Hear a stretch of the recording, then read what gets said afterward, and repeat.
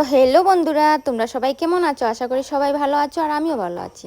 তো দেখো আজকে আরেকটা রেসিপি নিয়ে আসলাম তোমাদের সামনে। তো দেখো আমার মাছ ভাজা হয়ে যাচ্ছে, আর আজকে মাছ দিয়ে আমি কী রান্না করব দেখো, ঝিঙ্গা দিয়ে মাছ ঝোল রান্না করব। তো তোমরা কে কে ঝিঙ্গা দিয়ে রুই মাছের ঝোল খেতে ভালোবাসো বলবে আমাকে।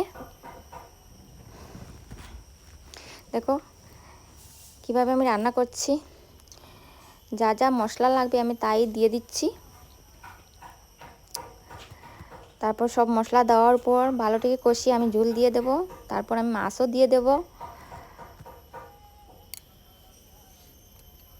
দেখো আর কেমন লাগছে বলবে বন্ধুরা কমেন্ট করে, মাছ ঝোলটা দেখতে কেমন লাগছে বলবে। আর শোনো বন্ধুরা, একটা কথা বলি, দুষ্টু লোকের কথায় কোনো দিন মিশে যাবে না।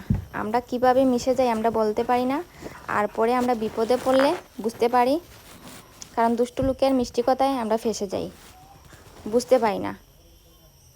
তো কথাটা সত্যি বললাম না মিথ্যা বললাম বন্ধুরা বলবে কমেন্ট করে।